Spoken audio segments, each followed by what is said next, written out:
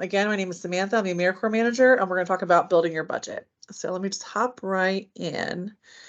So your budget is your roadmap, right? A lot of you are executive directors, or you're running a program, or you have hopefully some experience with the money part that it takes to pay your salary or do the training, or pay other people's FICA or their benefits, or just supplies or equipment that you need.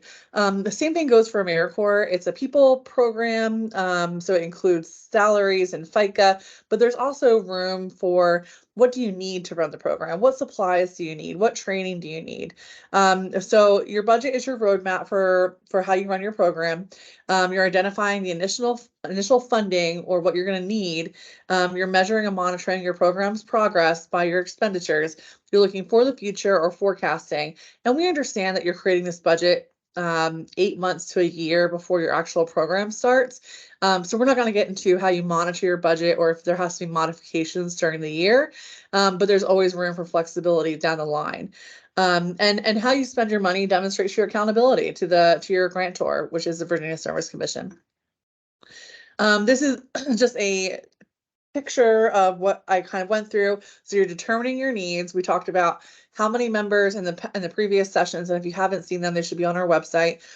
Determining what your program design is going to look like, how many members you need, what community need are you addressing. You're stating your objectives, your goals, you're deciding a strategy, and you translate that strategy into dollars. So this is where we're at right now. We're preparing a budget and setting our control processes, which we talked a little bit about in the staffing presentation last week.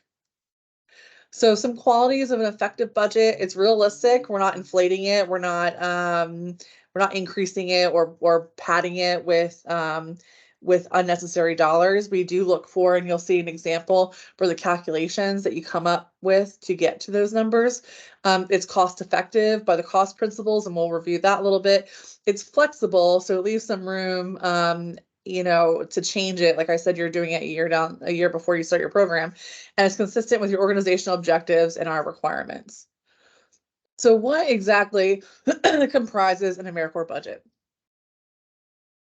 There's 3 different sections in the budget. There's program operating costs, which is personnel, staff and member training, travel, and supplies, and also equipment. But equipment is anything $5,000 or over. Usually our AmeriCorps programs are not purchasing equipment. Member costs, which are living allowances, which is basically what you're paying the member during their term of service, their FICA, their health care, and we'll talk about that a little bit, and then workers' compensation. And then there's an administrative cost section, which is the 3rd section, which is your indirect costs. So if you're not familiar with indirect costs, those are basically costs that we're allowing you to take like money from the grant for indirect costs, for overhead, essentially, for items that you don't have to itemize. And we do take a support fee, 1% out of that. So the first part is program operating costs. These are the costs of the direct staff managing the program. So you're determining the salaries or wages of those folks. So you already probably know those numbers, unless you're hiring for a program director, and then the percent of time that staff is working on the activities. So you're also going to determine the FICA and fringe benefits, if those are available to you, if those exist in your organization. And so not every in the last talk, we talked about staffing, and not every covered staff that you're putting on your grant is 100%. Some of them might be 50%. Some might be, we don't really want people who are like 1 or 2% on your grant, because when it comes to tracking and paying out for staff time, we look for time and effort reporting. And so if someone's only 1%, they have to keep a timesheet so we can make sure that it's being allocated to the grant specifically. And that's just really not worth it sometimes at an organizational level.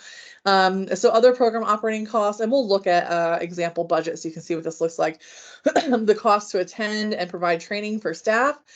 So we, in the RFA, will usually say, hey, in the summertime, at least 1 or 2 folks from your organization, your program, have to attend our training, which is here in Richmond. But there's other trainings that are available to you throughout the year, and those will be in the RFA that you can put money in your budget to attend. One that comes to mind, if anyone's heard of the America Service Commissions, they're a nonprofit that gathers all 52 state commissions, state and territory commissions, and they put a national service conference on in April.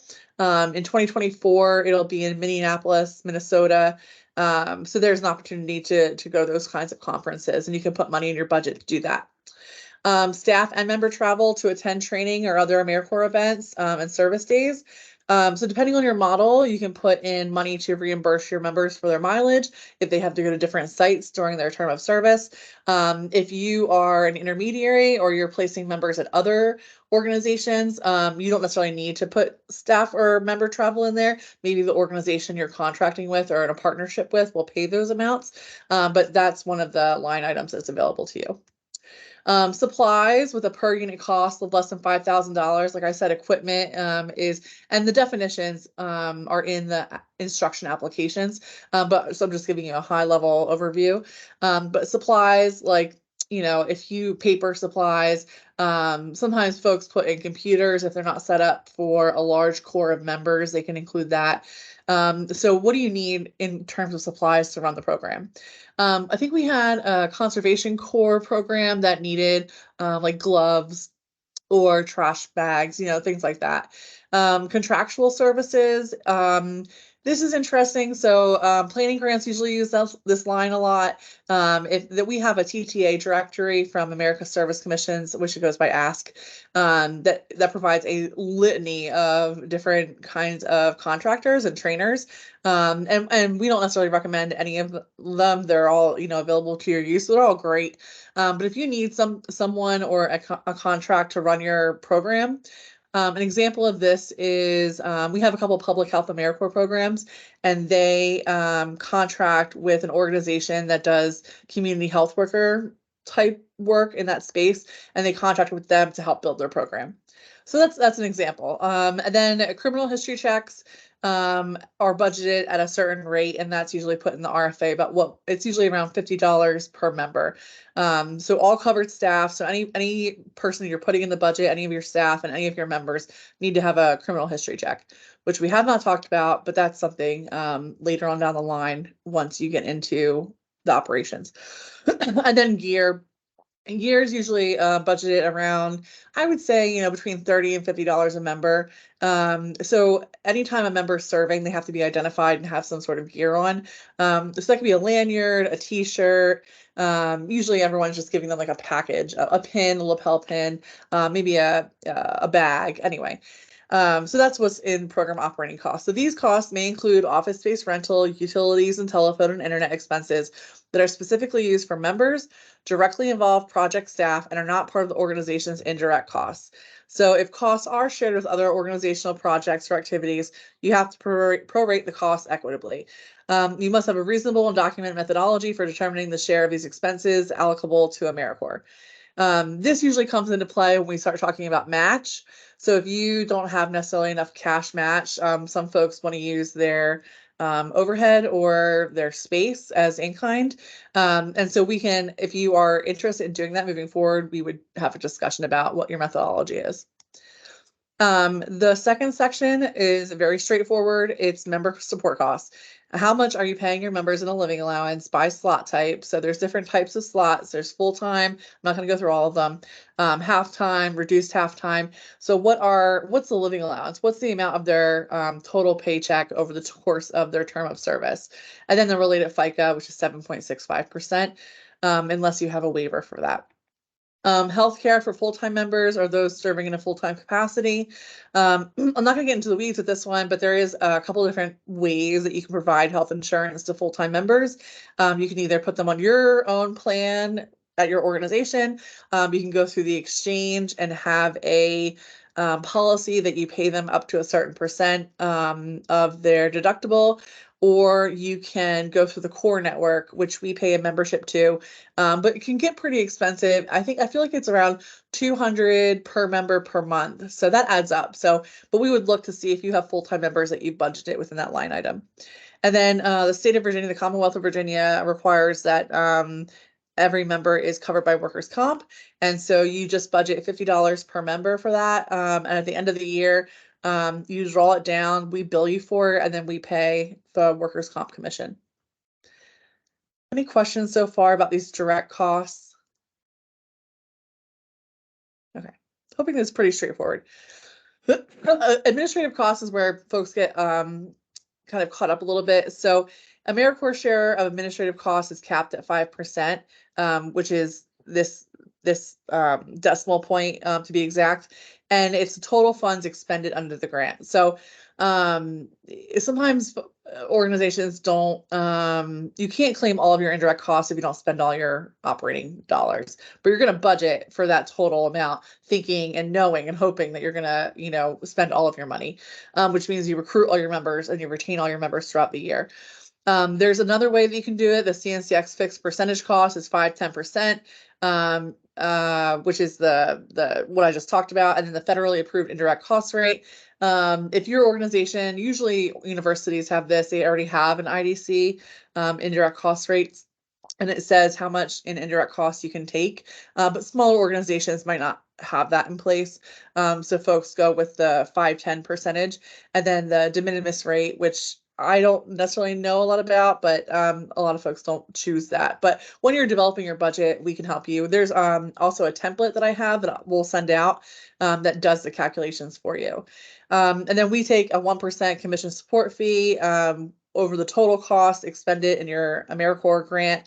So 80% of the admin costs you're keeping, that includes match and the federal dollars, and then 20% are retained by the commission in that 1%.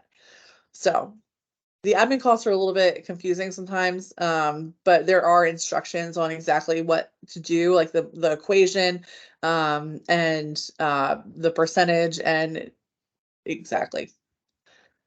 So review the uniform administrative requirements, cost principles, audit requirements for federal awards, which is found in 2 CFR Part 200 for allowable, allocable, and reasonable cost information.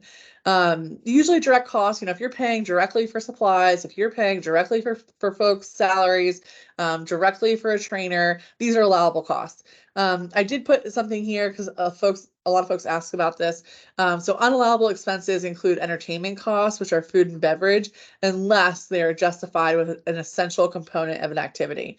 So if you're providing lunch during a training, there are certain things that have to happen. Like you need to collect a roster of who attended.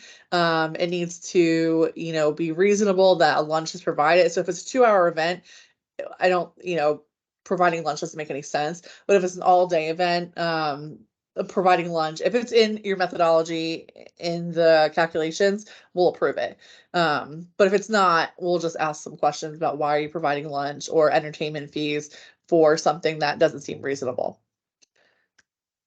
So your CNCS share, what you're applying for, we'll talk about that in a second, plus your grantee share. So there is a match requirement, and then equals your total project cost. So how do we calculate the cost per MSY? Which is everyone's big question, I'm sure. So this year in the AmeriCorps NOFO, Notice of Funding Opportunity, the maximum cost per member service year is $27,000. So that means when you divide the CNCS share of your budget, the total amount, the MSY requested, not necessarily the number of slots, the cost cannot exceed $27,000. Another way to think about this, a probably more an easier way, is if you apply for 10 full-time members, that's 10 MSY. So in, I think 2 sessions ago, we talked about that each slot type of an AmeriCorps position, a full-time has a weight of 1 MSY. A half-time position, 900 hours, has a weight of 0.5 MSY. A minimum time, which I believe is 300 hours, has a weight of 0.21 MSY. So as you apply for more and more members, you multiply. So if you're applying for 10 minimum time members, 10 times 0.21 will give you the MSY count. And then you multiply that by the cost per MSY, which is $27,000, which is the maximum. And that's how much in federal funds you can apply for. So in this example, I've done 10 full-time, and full-time is weighted at 1. And so 10 times 1 is 10 MSY, and I've multiplied that by the maximum cost per MSY, and I can apply for up to $270,000 in federal funds. And then building your budget means taking that 270,000 and allocating it to staff costs, training, member living allowances, FICA, health insurance, etc. The way that I like to do it is so there's a minimum and a maximum amount that you can pay a member. Right now, I think it's the minimum is around 18,000 and the maximum is around 30,000. So if you're paying each full-time member 18,000, or even, let's say 20,000, you're paying each full-time member 20,000, you still have $7,000 to allocate in supervision, training, and oversight for that member. And then it adds up, right? So I actually have 70,000 because if I'm paying each member $20,000 and I have 7,000 from each MSY left over, and I times that times 10 members, I have $70,000 to put in my budget somewhere else, like in staffing. And then there's the match. So each year of your program gets increasingly larger with the match requirement. The first 3 years, you're required to have 24% match. And then if your program lasts 10 plus years, it's 50%. And that can be in kind, it can be third party, it can be cash match. I will say a lot of programs, it's almost impossible to run a program with only 24% match, depending on how much staff, how much oversight, how much training you do. Our programs who start out are usually matching around 30%, just because they're making sure that all their bases are covered. But that's not necessarily always cash match. Like I said, it could be in-kind space, it could be in-kind supervision. And then we have something called cash match replacement that's only available this year because it's through the American Rescue Plan. And we have the ability to replace your match up to the cost per MSY with additional federal dollars.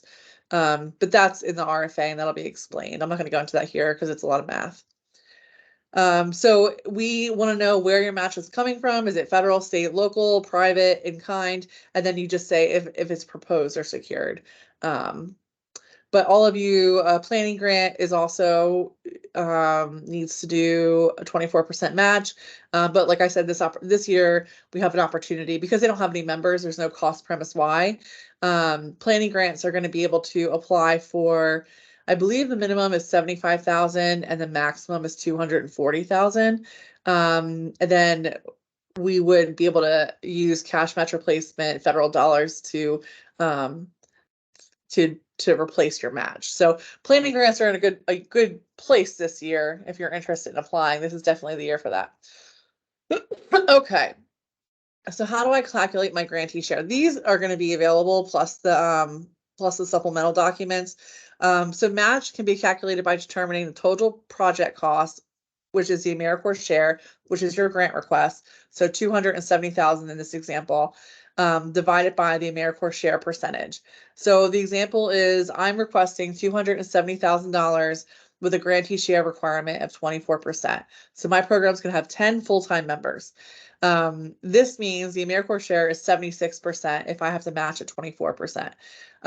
So if I divide my total AmeriCorps request by 76%, then I can get the total project cost of $355,263.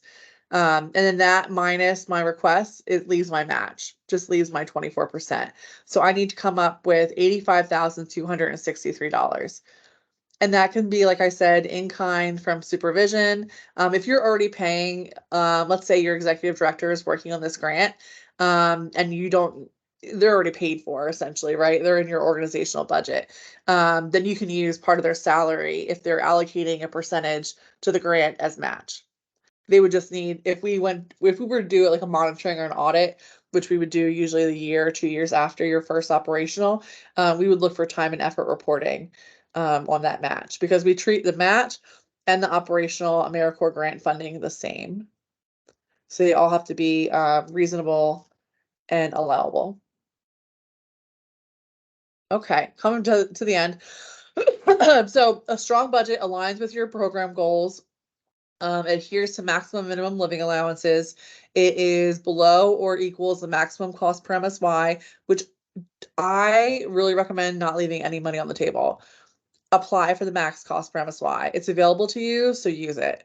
Obviously that means that you have to provide additional match, but there's also different things in the RFA, like a match waiver, or if you're in a stressed area, you can apply for a less match requirement. So providing required match level and match sources, including required expenses to operate the program.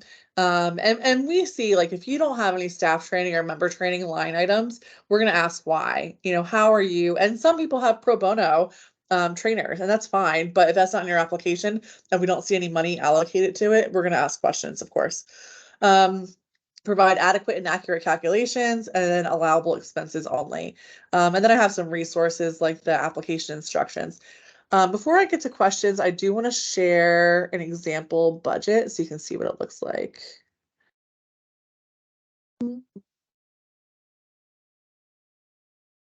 Here we go. And I will say, so just as a word to the wise, the RFA is going to drop probably February 1st, and then later than February 1st. When it drops, we cannot answer any questions except through our procurement process. So you'd have to formally ask a question in writing to our procurement officer. So I would look at the budget and the information. We're going to send out a template as well, so you can start maybe playing around with the numbers. And if you're interested in meeting with myself, Annalise, Sarah, any of the team, I would do that before, I know holidays are coming up, before mid-January for sure, to get some specialized attention, and we can help you look at the numbers. So let me just go quickly through this. We have about 6 minutes left, and I want to leave some time for questions. If I come back up here to the top, this is a sample budget. Excuse me, you'll see like this executive director, which I had just mentioned, they put 8.5% usage. Like I said, nothing under like 10% I think is worth putting on a budget. You can certainly, but they're putting that executive director is paid $110,000, and so they're using $9,000 as match. I'm not sure that's completely necessary, but that's what they chose to do. And then they have a project director at 100%, and so they want to pay the project director right from AmeriCorps funds, which is fine. If they have amount to do that, that's totally fine. Personal friend, we look for the calculations on how you're getting to the benefits for the personnel, for your staff. We come down here to travel. We look for the methodology and if you have a per diem. Not all, when I worked for a nonprofit, we didn't have a per diem. We just did like straight mileage, basically. That was it, and then reimburse actual expenses. So we would just look for the calculation and what your split is going to be. If you want CNCS dollars, AmeriCorps dollars to pay for it all, that's fine. As long as you're adhering to, you can't go over the maximum cost per MSY, which is 27,000, and you should be matching at 24% or more. This is member training. So they have 46 members using 12 vehicles, 90 miles round trip at the per diem mileage. And then this will be the maximum that they can reimburse on the grant to the members. No equipment, like I said, even on this example budget. Excuse me. Supplies, computer equipment, laptop, shared printer. They have member supplies for program implementation, average 435. We would probably ask what that means. That's a little too vague for us, but we do want to be flexible on how you use your dollars. Contractual consultant, payroll management service. So this is fine, but they're using it as match. Sometimes people use that like a payroll management or an accountant in your indirect costs, because you're drawing down indirect costs, which is like free money, right? And you can use that to pay for anything for your overhead, but they're using it as match, which is fine. But if we're doing an audit or monitoring, we would ask for proof of this, right? So we'd ask for the bill, we'd ask for the agreement, that kind of thing. Staff training, new employee training was $0, daily rate of $0. We don't ask for that kind of specificity in the budget. If it's going to be zero, we would just ask for that in your narrative. Let's see. Member training, evaluation. We don't require an evaluation. Let's get down here to member costs. This is what the chart looks like. You basically just fill it in. A lot of this stuff, and maybe we should go over eGrants in one of these calls, but they have 36 full-time members. So you just put in, when you go into eGrants, you click the line item for the slot type you want to input for that you're going to have. So let's say you're going to have 900 members, 900 hour members, and you're going to have 10 of them. You just open this and it'll come to a new screen. You'll enter 9 and what their living allowance is. So these people have $30,900 for full-time, and it automatically calculates it for you. And so you put in, okay, so the total amount is going to be over $1 million in living allowances. And so how much of that is going to be CNCS and how much of that is going to be grantee? And that's obviously part of building your budget. Some folks put all of the total amount in the CNCS column. So AmeriCorps is paying directly for member costs. Some folks pay it because living allowance is cash match. So you can't, this match can't be in kind. It actually is dollars. So if you don't necessarily have a lot of cash match, then you can have AmeriCorps pay for the total living allowance. It goes down to member support costs. They have healthcare, they have workers' comp. This state apparently has unemployment insurance required. Virginia does not. And then the corporation fixed percentages, like I said, is on the template. It'll calculate it for you. So their cost premise Y comes out to 23, and it does it for you in eGrants and on the template. So they're asking for a total of $1,085 or $1,085,467, and they have 46 MSY. So they divided that amount by 46, and their cost per MSY is $23,597. So that's below 27. So they're good. They actually still have more money they can request from AmeriCorps if they wanted to. All right. We only really have 1 minute left, so I apologize I was talking the whole time. There's a lot to talk about with budgets, but I wanted to open the floor for any questions.